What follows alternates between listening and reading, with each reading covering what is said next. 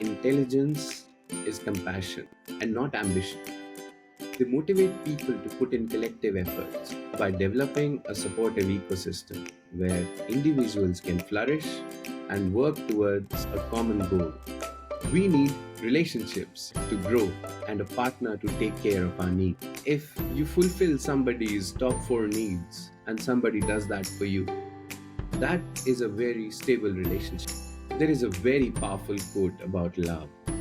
Love means giving somebody the power to destroy you and believing that they will never use it. But there is no way of knowing that the person will use that power or not.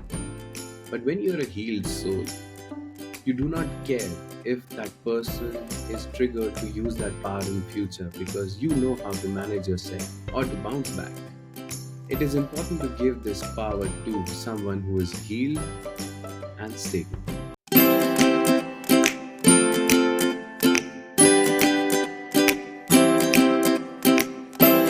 Namaskar. My name is Raj, and I welcome you to my YouTube channel, Seeking Raj. Today's topic is about how using intelligence in relationships is like stitching a torn cloth with a knife. So, education system in most countries, especially the Asian countries, focuses on memorization and sharpening of intellect. They do not focus on teaching students how to cultivate relationships. So, as soon as you face disagreement at work, you start winding up your things and switch to another job because the skill set would let you find another job very easily these days. Now, this behavior young professionals have started using in their personal life as well. If there is any disagreement in their personal life, they would immediately start looking for another partner as they think the problem is in the partner and they would not spend time in addressing to that disagreement.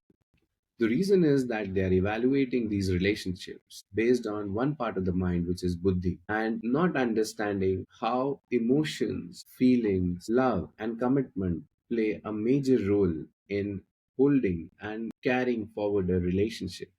So, using buddhi, a person will evaluate a relationship based on his or her past experiences. They will list pros and cons of that particular person, evaluate a situation based on only the experiences that have come across in their past, as they fear that similar things might happen again because this is the same evaluation they did for the last person and they don't want to get hurt again. So, once their mind does not give a decision for obvious reasons, as mind is doing its job, it is giving you a proper analysis of that person. So you start consulting your friends, go to astrologers or people who might tell you what is in store in the future. It is okay to take spiritual advice, but if there is comfort that you have with other person, if there is trust and they have not betrayed you, they have held your trust, then that is something that you can hold on to and work on other things.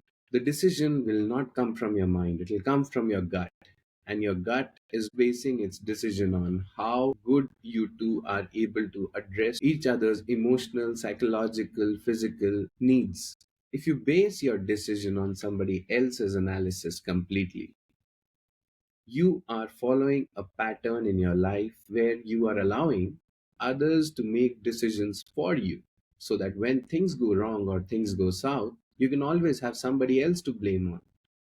If you own up the decisions that you take in life, even if they go wrong, you will know what part to correct, what part of yourself you need to work on so that similar thing doesn't happen in future relationships. Another part of the mind that contributes to decision making is ahankara or the ego. It will make you conclude that you are better off alone or you can always do better. So you would not put in the efforts in what is there in front of you right now.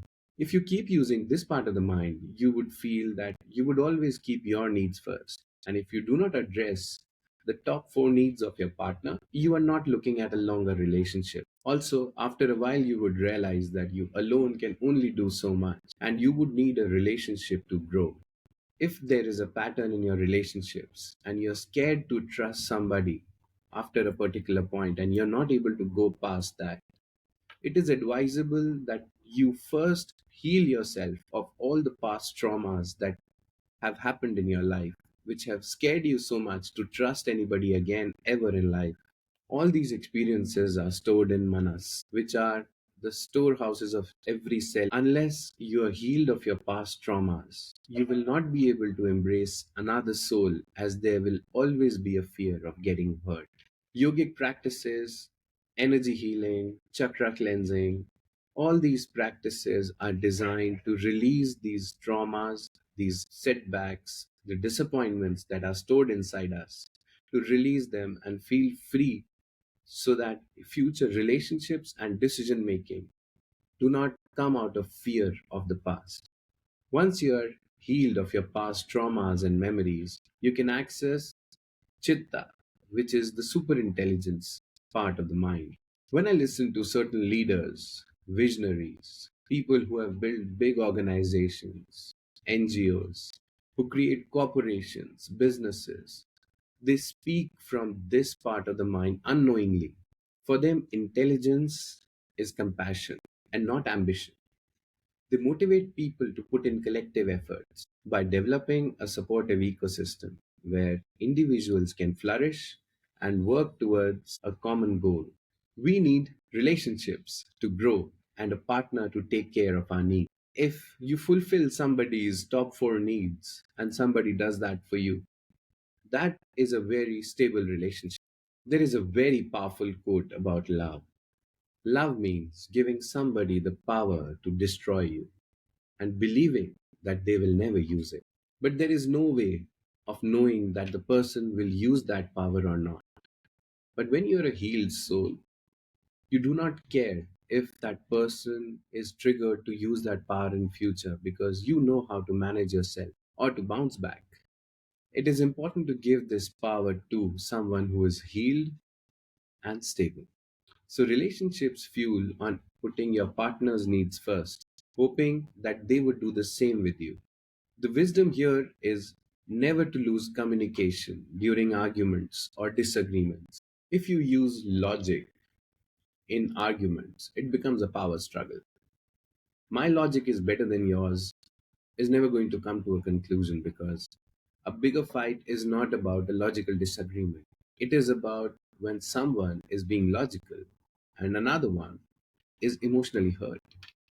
The person who is emotionally hurt needs to be addressed first, as you cannot put logic into how someone else is feeling at that moment. At that moment, your partner needs assurance, love, and compassion. Next episode, I speak about laws of karma. My name is Raj, and you were watching Seeking Raj. Namaskar.